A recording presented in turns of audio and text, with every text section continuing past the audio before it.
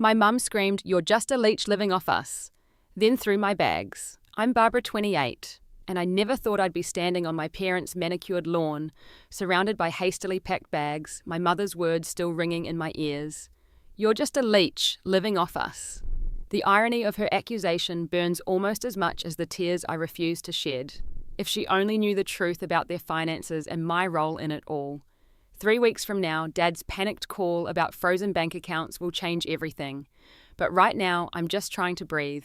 Where are you watching from today? Drop it in the comments and hit that like and subscribe button to follow my journey from being called a leech to showing my parents exactly who's been keeping their financial ship afloat all along. Growing up in our sprawling colonial house in suburban Boston, appearances always mattered more than reality. My parents, Diana and Howard, built their import business from scratch and never let anyone forget it, especially me. Our house was perfectly decorated, our clothes always designer, our social calendar filled with the right events. But beneath that polished surface ran currents of conditional love I learnt to navigate early. "Barbara, stand up straighter. The Wilsons are watching."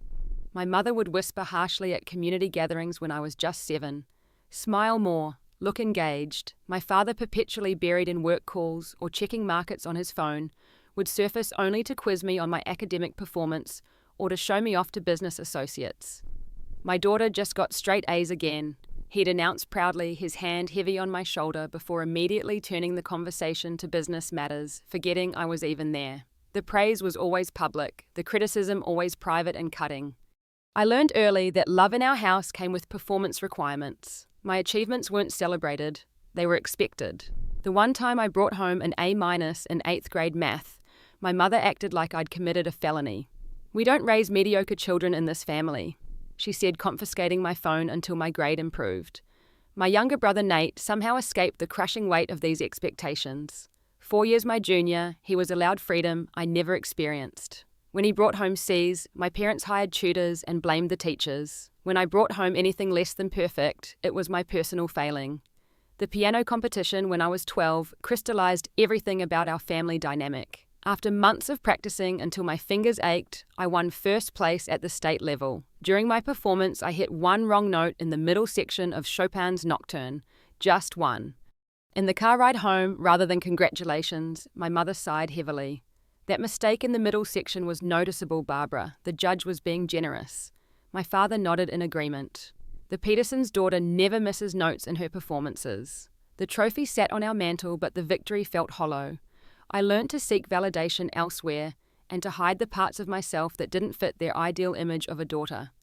The only person who seemed to see me for who I was, rather than what I could achieve, was my grandfather Samuel, my father's dad. After retiring from his career as a bank manager, he lived just 20 minutes from us, and my parents would drop me at his house when they travelled for business or attended adults-only functions. "You know Barbie girl," he'd say, using the nickname only he was allowed to use. "There's more to life than perfect report cards and winning competitions." Grandpa Samuel taught me to play poker and explained the stock market to me when I was just 9. He'd spread the financial section of the newspaper on his kitchen table and show me how to read the numbers. "You've got a head for figures," he'd say proudly. "Better than your father ever did, truth be told." By 13, I was helping Grandpa Samuel track his modest investment portfolio, making suggestions based on articles we'd read together. He took my ideas seriously, even implementing some of them. When one of my stock picks increased by 15% in 3 months, he split the profits with me. "You earned this," he said, handing me a check for $75. "Never let anyone tell you your brain isn't valuable, Barbie girl." Those moments in his kitchen, surrounded by financial newspapers and the smell of his pipe tobacco, were when I felt most seen. In Grandpa Samuel's eyes, I wasn't just an achievement machine.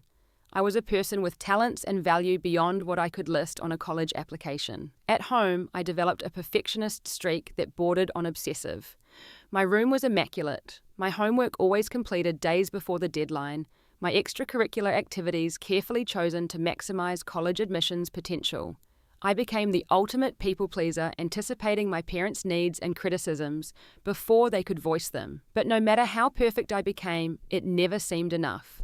The goalposts kept moving. An A wasn't just an A, it had to be the highest grade in the class. A piano recital wasn't successful unless I received a standing ovation. Even my appearance became subject to constant scrutiny. "You'd be so pretty if you just lost 10 pounds, my mother would say, while simultaneously pushing me to eat the low-calorie meals she prepared. Looking back, I can see how those early years shaped me into someone constantly seeking validation, terrified of making mistakes, and believing that my worth was tied to my productivity and achievements. It would take years and a dramatic confrontation to break free from those beliefs. Little did my parents know the financial skills I was developing with Grandpa Samuel would eventually become their downfall and my salvation. The summer before college, I faced my first major confrontation with my parents. After being accepted to 7 top universities, including 2 Ivy League schools for pre-law programs my parents preferred, I announced my decision to attend the prestigious Wharton School of Business instead. Business? What on earth would you do with a business degree? My mother's voice dripped with disdain at the dinner table. We've always planned for you to follow the law track. The Adlers have been attorneys for 3 generations on my side. My father looked up from his plate, his expression calculating. Wharton is expensive, Barbara. We've set aside money for your education, but it was with the understanding you'd pursue law. I received a merit scholarship that covers half the tuition, I explained, having anticipated this objection, and I can commute from home to save on housing costs. This compromise living at home during college was one I made reluctantly. Even with the scholarship, attending Wharton would be expensive, and my parents had leverage. They knew I didn't have enough saved to live independently, and student loans would have been substantial. Well, I suppose finance could be useful, my father finally conceded, always thinking in practical terms. But you'll need to contribute to household expenses if you're staying here. Consider it preparation for the real world. And so began my college years, balancing rigorous business courses with a part-time campus job and my parents' increasingly irritating presence in my daily life. While other freshmen were experiencing newfound freedom, I was still reporting my whereabouts and justifying late study sessions at the library. Professor Garcia's investment strategy course during sophomore year changed everything. Unlike my other professors who taught theory, Garcia had spent 20 years on Wall Street before turning to academia. He noticed my aptitude immediately. "Ms. Adler, your analysis of market inefficiencies in emerging markets shows unusual insight," he told me after class one day. "Have you considered specializing in investment management?" Under his mentorship, I flourished. He recommended me for a competitive summer internship at Blackstone Capital, where I impressed executives with my analytical skills and market predictions. For the first time, I found myself in an environment where my perfectionism and attention to detail were genuine assets, rather than responses to criticism.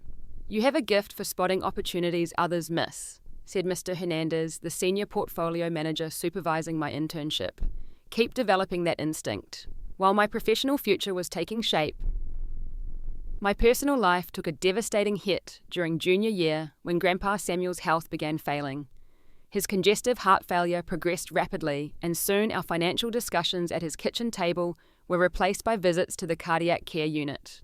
"You're going to do great things, Barbie girl," he told me during one of his more lucid days, his hand frail in mine. "Just promise me you won't let others define your value. Not your parents, not a boss, not anyone." I promised, though I wasn't sure I knew how to live that way yet. When he passed away 2 months later, the loss felt immeasurable.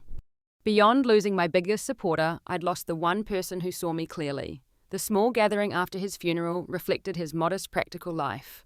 My father handled the arrangements efficiently, more irritated by the inconvenience than grieving his own father. What surprised everyone, especially my parents, was Grandpa Samuel's will.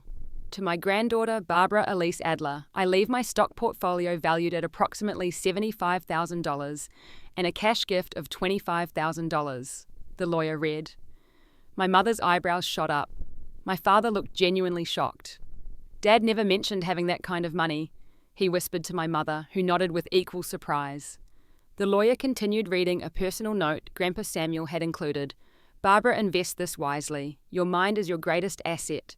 Use it to build security that no one can take from you." Those words became my guiding principle. While friends spent graduation money on cars or travel, I meticulously researched investment opportunities for my inheritance. I didn't touch a penny for immediate gratification, seeing in those funds the foundation of future independence. My graduation from Wharton came with honors and multiple job offers. I accepted a position at Henderson Financial Partners, one of Boston's top financial advisory firms, with a starting salary that impressed even my father. "I've arranged for you to meet with Joshua Reeves," but my father said after my graduation dinner. "He's a law school friend who specializes in tax law. You'll need advice on structuring your new income properly." "Actually, Dad, I've already set up a meeting with a financial advisor at my new firm." "Employee benefit," I replied. The flash of irritation on his face was brief but noticeable. Another small rebellion, another reminder that I was charting my own course. Despite my salary and growing investment portfolio, I made the strategic decision to continue living at home temporarily. Boston's rental market was prohibitively expensive, and staying with my parents would allow me to save aggressively. We negotiated a fair monthly contribution for expenses, though in retrospect, what they considered fair heavily favoured their interests. "Consider yourself lucky," my mother said after I agreed to their terms. "Most parents charge market rate or kick their kids out after college." I bit my tongue, knowing that this arrangement was temporary. What my parents didn't realize was that I was already plotting my escape, building the financial runway that would eventually allow me to fly far from their critical gaze. My first 2 years at Henderson Financial Partners passed in a blur of 60-hour work weeks, client meetings, and steadily increasing responsibility. I developed a reputation for creative but sound investment strategies that consistently outperformed market averages. My starting salary of $85,000 grew to $110,000 by my second anniversary with the firm. Despite this professional success and financial stability, my home life remained tense.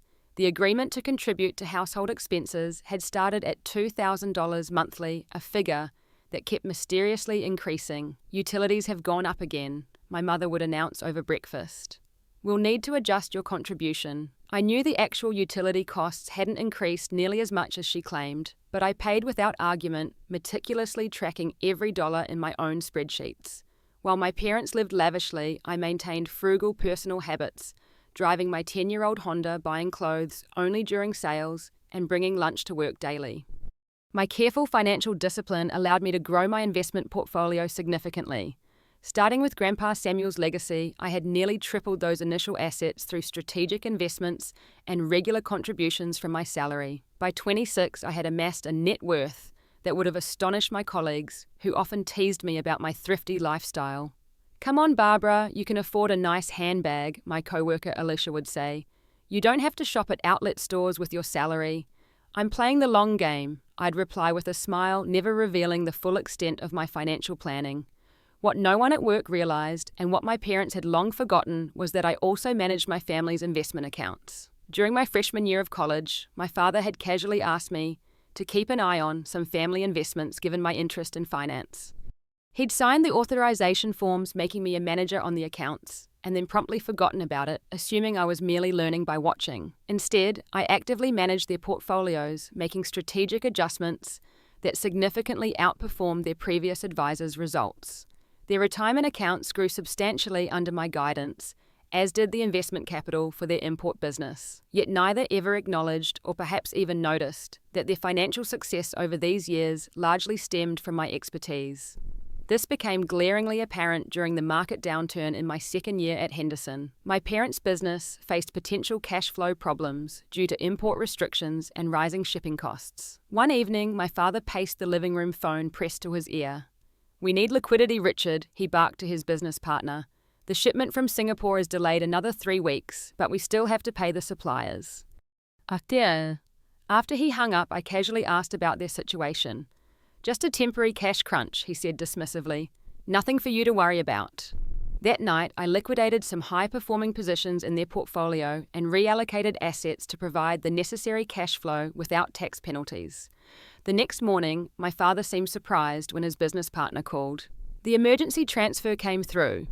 "That's strange, I hadn't arranged it yet," he said, looking confused. Later that evening, he mentioned the fortunate timing of some investments maturing, just when they needed capital. I smiled and nodded, saying nothing about my role in this fortunate timing. My mother's criticism during these years focused increasingly on my personal life rather than my professional achievements, which she couldn't reasonably critique. 27 and not even dating seriously, she'd comment during Sunday dinners. "You know, Marissa Watson's daughter just got engaged to a surgical resident."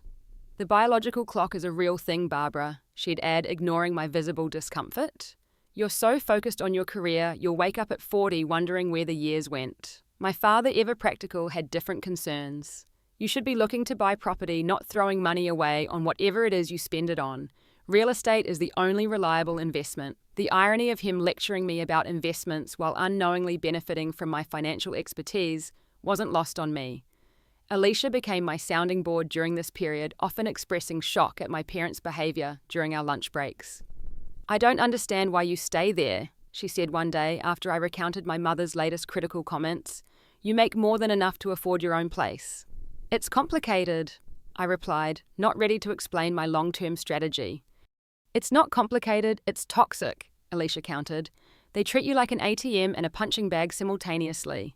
Her words resonated more than I wanted to admit. The truth was, I had stayed partly out of habit, partly from a lingering need for parental approval that I couldn't seem to shake, and partly because I was nearing my financial independence goal. Just a few more months, I told myself. Then I'd be ready to make my exit with enough security that I'd never need to depend on them again. What I didn't anticipate was that my exit would come sooner and more dramatically than I had planned. The breaking point came shortly after I received news of my promotion to senior financial advisor with a salary increase to $140,000 annually, plus performance bonuses. The promotion came with my own office, a company car allowance, and the opportunity to build my own client portfolio rather than supporting senior partners. That evening, I arrived home later than usual, having celebrated with colleagues.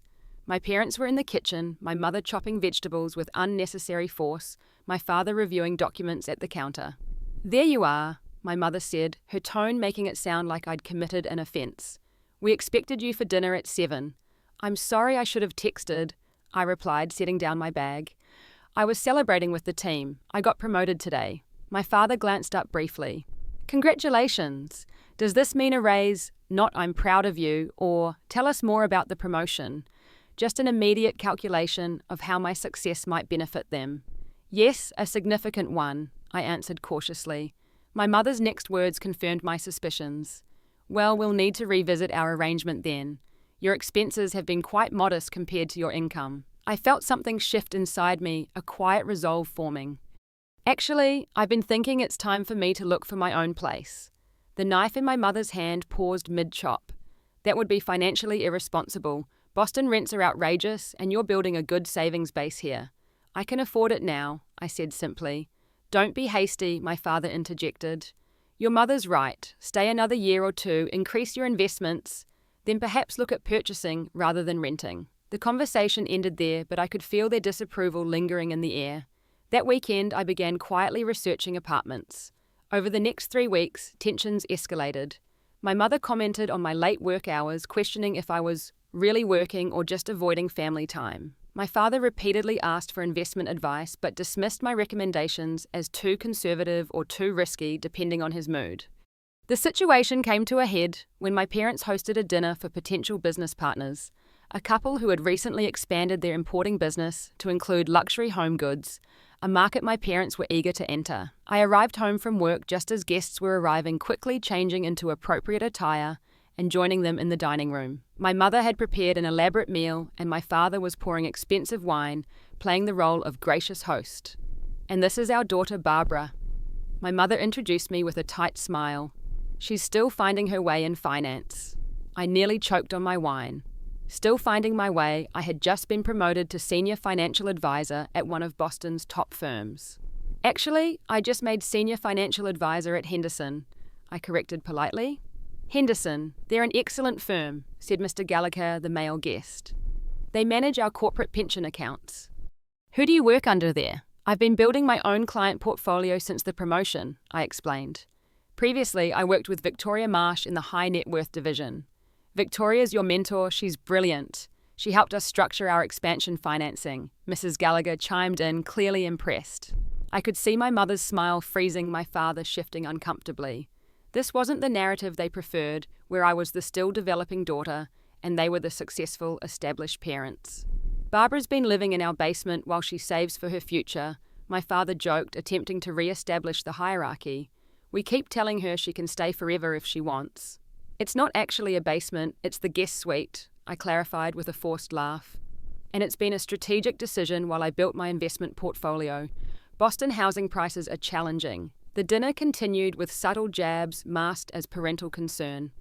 By the time the Gallaghers left, I could feel the storm brewing. The moment the front door closed, it broke. "How dare you contradict us in front of potential business partners?" my mother hissed aggressively, gathering plates from the table. "I wasn't contradicting you. I was correcting inaccurate information about my career," I replied, keeping my voice steady.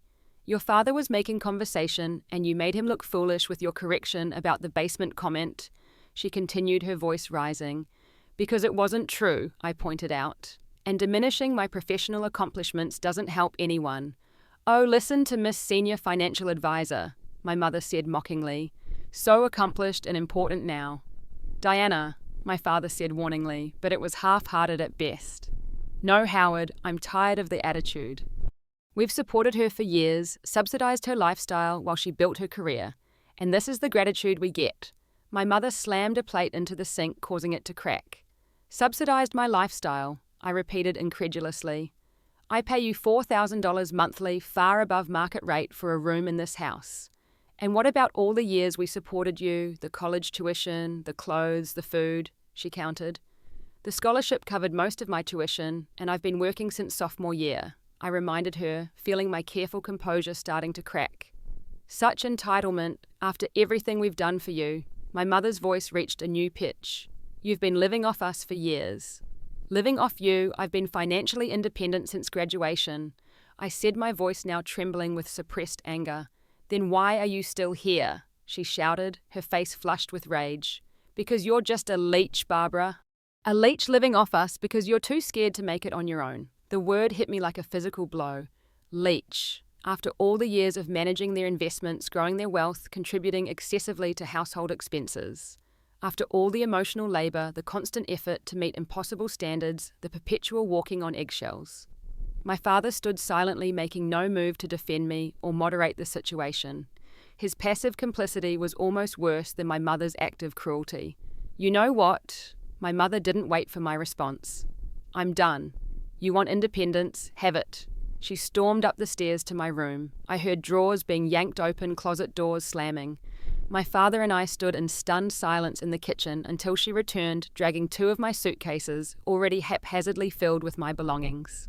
"Mom, stop this," I said, watching in disbelief as she headed for the front door. "Go leech somewhere else," she shouted, throwing open the door and tossing my bags onto the front lawn. She returned upstairs, bringing down more of my possessions, some still in drawers, some loose and dropping on the pathway. I stood frozen, watching 28 years of belonging to this family disintegrate in minutes. My father remained in the kitchen, making no move to intervene. "You have until tomorrow to get the rest of your things," my mother said, breathing heavily from the exertion. "Anything left goes to charity." In that moment, looking at my mother's rage-twisted face and my father's cowardly absence, something hardened within me. Without a word, I walked outside and began gathering my scattered belongings. I made several trips to my car, loading it methodically, while neighbors peeked from behind curtains at the unfolding drama. As I prepared to leave, one crucial thought occurred to me. I took out my phone and accessed the banking app that connected me to all the family accounts I'd been managing for years. With a few taps, I revoked my own access to the accounts, simultaneously triggering a security protocol that would temporarily freeze all transactions pending verification of authorized users. It wasn't vindictive, not really. It was simply removing my financial expertise and access from people who clearly didn't value it or me. If I was just a leech, then they no longer deserved to benefit from my financial acumen. I got into my car without a backward glance, my hands steady on the steering wheel despite the emotional earthquake I'd just experienced. For the first time in my adult life, I was truly on my own, and strangely underneath the hurt and shock, I felt something unexpected relief. The Hampton Inn looked remarkably cheerful for a place you end up after being thrown out of your family home. The front desk clerk didn't bat an eye at my disheveled appearance or the fact that I was checking in at 9:30 at night with haphazardly packed bags. In my room, I sat on the edge of the bed and finally allowed myself to process what had happened. The tears came in waves, not so much for the loss of my toxic home environment, but for the finality of it all. Years of seeking approval, of trying to prove my worth, culminating in being called a leech and having my belongings thrown onto the lawn. I called Alicia, my voice shaking as I recounted the evening's events. "Oh my God, Barbara, that's horrible," she gasped. Where are you now? Hampton Inn near the office, I replied. I'll start apartment hunting tomorrow. Absolutely not. You're coming to stay with me until you find a place, she insisted. My spare room is yours for as long as you need it. Her immediate support overwhelmed me with gratitude. Are you sure I don't want to impose? After what you've just told me about your parents, I don't think you understand what imposing actually looks like, she said firmly. Pack up and come over. I'll open a bottle of wine. Alicia's spare room became my sanctuary for the next week, while I threw myself into apartment hunting with the same methodical approach I used for financial planning. I viewed 15 apartments in 5 days, created a detailed comparison spreadsheet, and signed a lease on a 1-bedroom in a doorman building in Back Bay by day 6. The rent was substantial, but well within my budget given my new salary and the absence of the exorbitant family contribution I'd been paying. At work, I requested 3 personal days, explaining to my supervisor that I was dealing with a family emergency and relocating. Victoria Marsh, my former supervisor and now peer since my promotion, offered support without prying. Whatever you need, just let me know, she said. Your clients are covered and that Westridge presentation can wait until next week. My colleagues' understanding contrasted sharply with my family's coldness, reinforcing that I had built a life with people who actually valued me. The most strategic decision I made during those first days was regarding the family accounts. As an authorized manager, I had full legal right to freeze the accounts pending security verification. I contacted Henderson's security department, explaining that I would no longer be managing these particular accounts and had concerns about unauthorized access. Standard procedure is to freeze activity until all authorized users can be verified in person, explained Mr. Torres in security. The primary account holders will need to come in with identification to re-establish access. I understand, I replied, knowing this would force my parents to acknowledge the role I had played in their finances. I was careful to document everything during this process, gathering records of all transactions I had executed over the years, performance reports, showing the growth under my management, and the original authorization forms bearing my father's signature. These weren't intended as weapons, but as protection should my actions be questioned. For 3 weeks, I heard nothing from my parents. I focused on setting up my new apartment, purchasing essential furniture, and establishing my new independent life.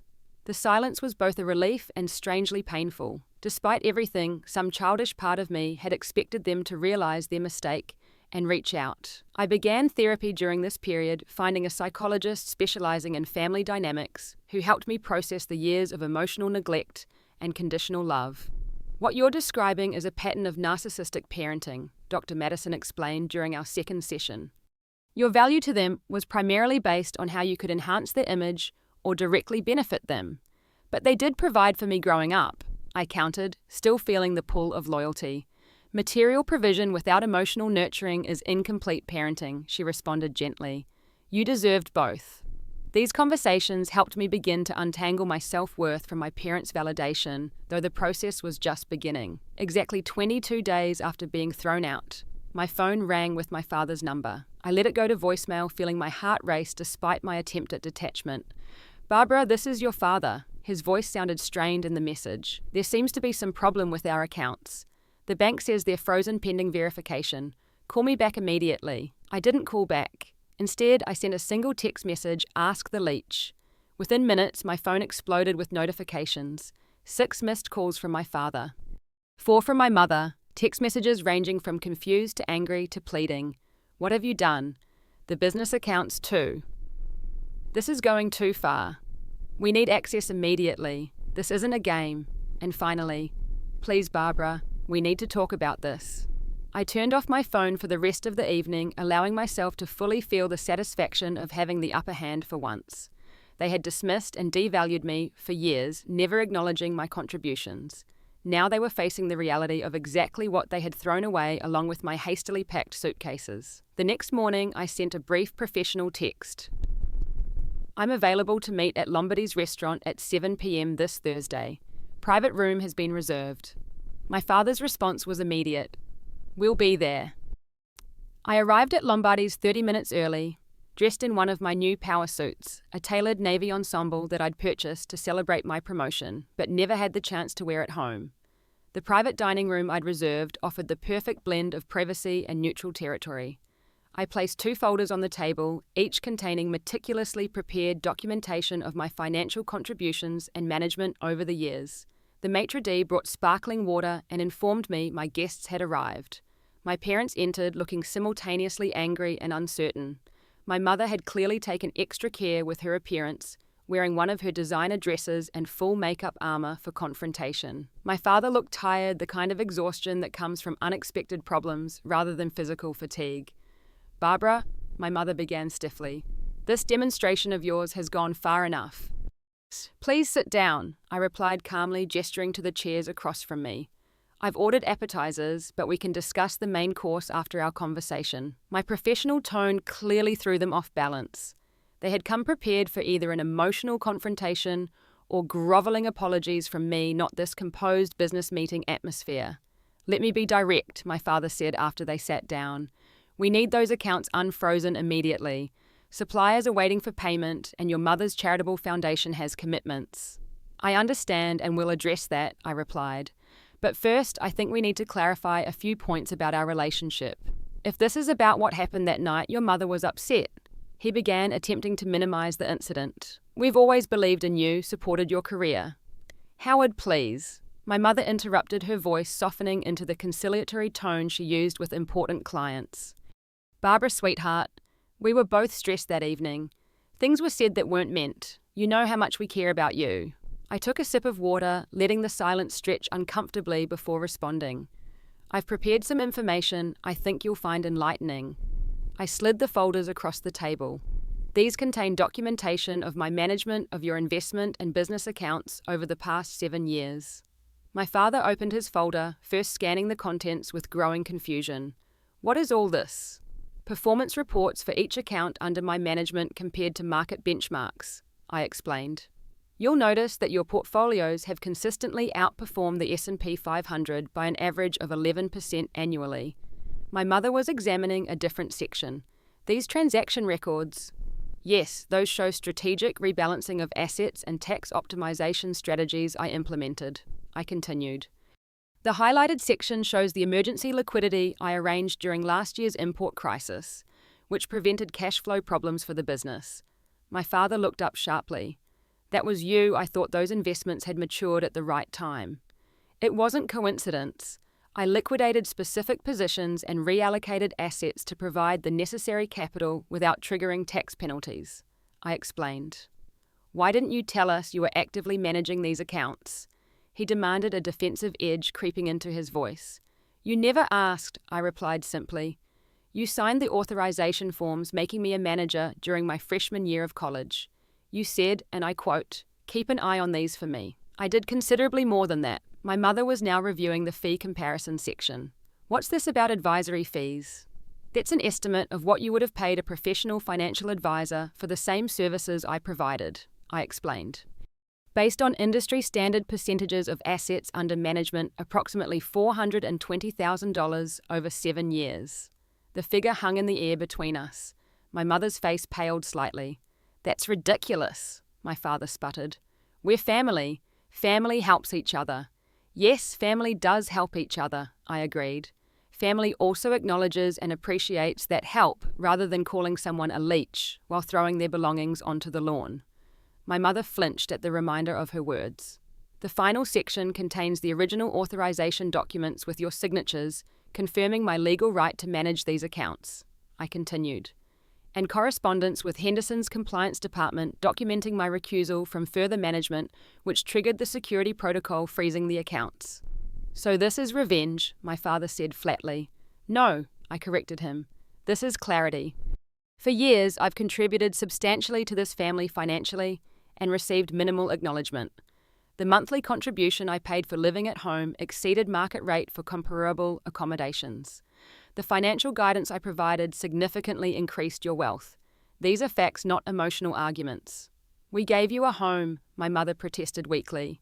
"You provided housing at premium prices while benefiting from my professional expertise at no cost," I countered. "That's a business arrangement, not parental generosity. The difference is I was transparent about my contributions. You were not." My father was still reviewing the performance reports, his expression shifting from anger to something closer to reluctant respect. "The business accounts, he said finally. Some of these transactions, I had no idea they were so strategic. The timing of currency hedges before the euro fluctuations last spring saved the company approximately $85,000, I pointed out. That was during the week you told me I should consider real wealth building instead of whatever it is I waste money on. He had the grace to look uncomfortable. What do you want, Barbara?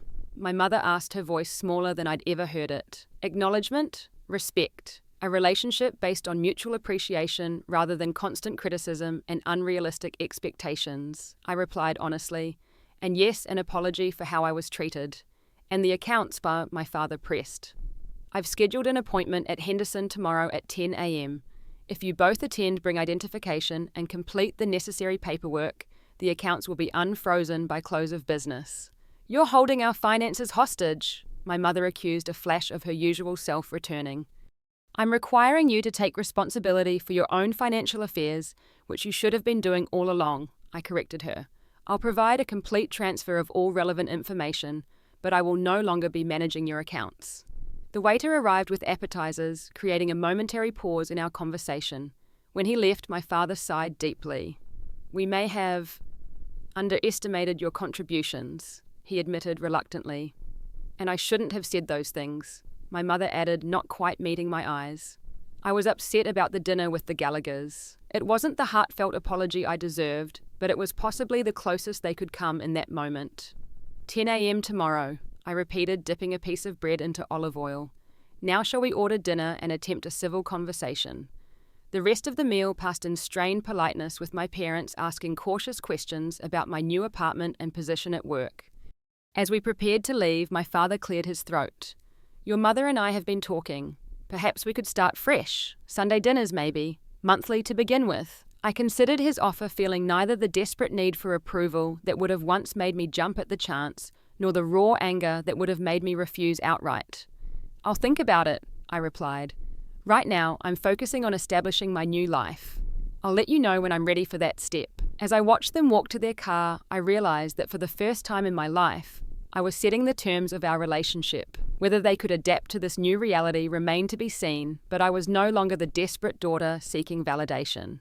I was a woman who knew her worth. The weeks following our confrontation dinner brought significant changes to my relationship with my parents. True to my word, I met them at Henderson Financial Partners the next morning, where they completed the necessary paperwork to regain control of their accounts. My father, ever practical, requested a full briefing on the current status of each investment. I provided it professionally, explaining the strategy behind recent moves and offering recommendations for future management. Should we retain another advisor here at Henderson? He asked as we concluded. I would recommend Victoria Marsh, I replied. She specializes in business owners nearing retirement age. He nodded, making a note. Your insight has been valuable. It wasn't quite gratitude, but it was acknowledgement which represented progress. My mother's approach to reconciliation came in the form of delivery. The day after the accounts were unfrozen, a lavish gift basket arrived at my apartment, filled with gourmet foods and a housewarming gift card. The accompanying note read simply, "We should talk." Love, Mom. I called her that evening, our conversation awkward but less hostile than I'd expected. Your apartment sounds lovely, she said after I described it briefly.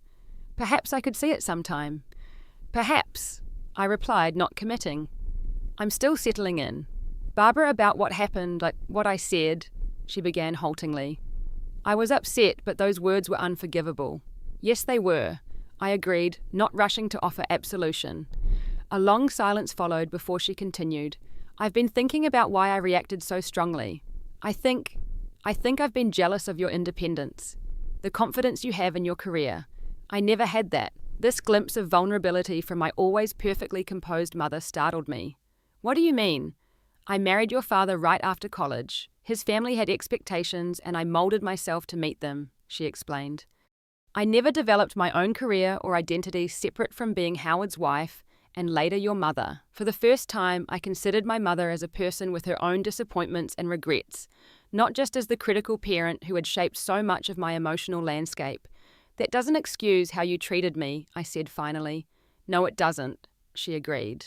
But I'm trying to understand it myself. This conversation marked the beginning of a cautious rebuilding process. My father reached out the following week, inviting me to lunch near my office. "Your mother and I have been talking," he said after we'd ordered. "We've scheduled appointments with a family therapist." I nearly choked on my water. "You have?" He nodded, looking uncomfortable but determined.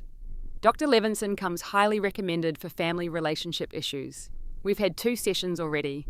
"And," I prompted when he fell silent. "And it's been illuminating," he admitted. "Particularly about patterns in how we've related to you versus your brother. The fact that they were seeking professional help voluntarily suggested a level of commitment to change I hadn't expected. My own therapy sessions continued helping me establish healthier boundaries and process the years of conditional love and emotional manipulation. Reconciliation doesn't mean returning to old patterns," Dr. Madison reminded me. "You're establishing a new relationship with your parents, one based on adult terms." Meanwhile, my brother Nate reached out via text, his message surprisingly insightful. "I always knew they treated you differently. I should have said something. I'm sorry. We met for coffee, our first one-on-one conversation in years that wasn't during a family obligation. I benefited from their favoritism," he acknowledged, stirring his latte uncomfortably. "It was easier to accept the double standard than challenge it." "You were a kid too," I replied, finding forgiveness easier with him than with our parents. "Still," he insisted, "I knew it was wrong.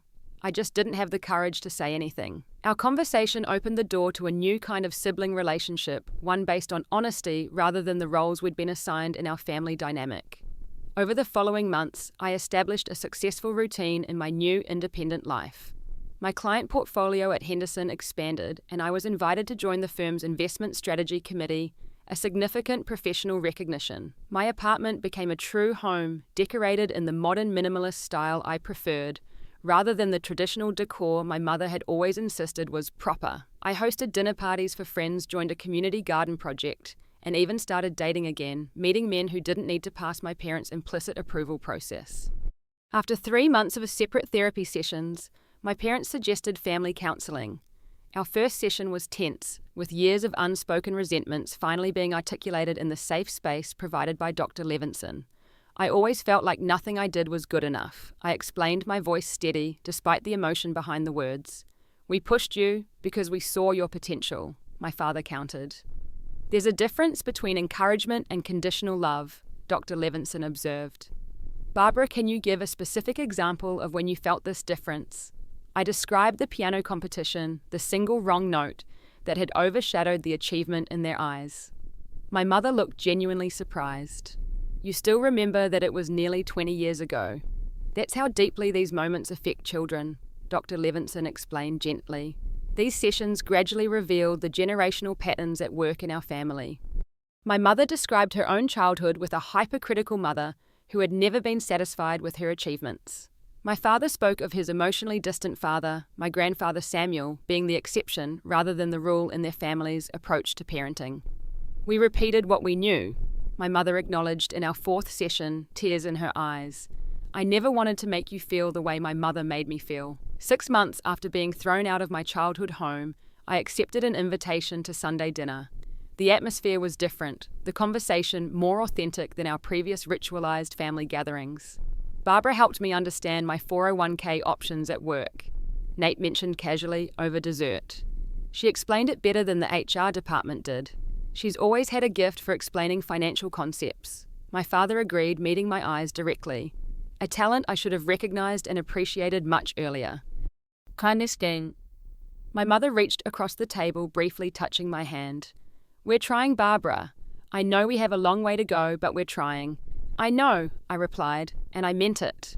That night, driving back to my apartment, I reflected on how much had changed since that devastating evening when I'd been called a leech and thrown out of my home. The pain hadn't disappeared entirely, but it had transformed into something more complex, intertwined with newfound independence and self-respect. A year after the confrontation, I made a major professional move, launching my own financial advisory firm, specializing in women navigating complex family financial situations. My experience had shown me a niche that needed addressing. At the small opening reception for my new office, I was surprised to see my parents arrive looking somewhat uncertain, but carrying a gift. "We're proud of you," my father said, the words still sounding new on his tongue, but sincere nonetheless. "This is impressive what you've built." My mother handed me the wrapped package.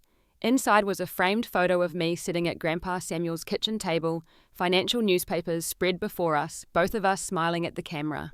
"I found this while cleaning out the storage room," she explained. "I thought it belonged here in your new office." The gesture acknowledging my early financial aptitude and my special relationship with my grandfather meant more than any expensive gift could have. Our relationship continues to evolve with setbacks and progress in equal measure. Some days old patterns emerge, and I find myself slipping into the people-pleasing role I played for so many years. Other times we connect in ways that feel genuinely nurturing. What's different now is that I no longer measure my worth through their approval. I've built a life that reflects my values and priorities, surrounded by people who appreciate me for who I am rather than what I can provide or achieve. The greatest lesson from this journey hasn't been about finance, though those skills certainly enabled my independence.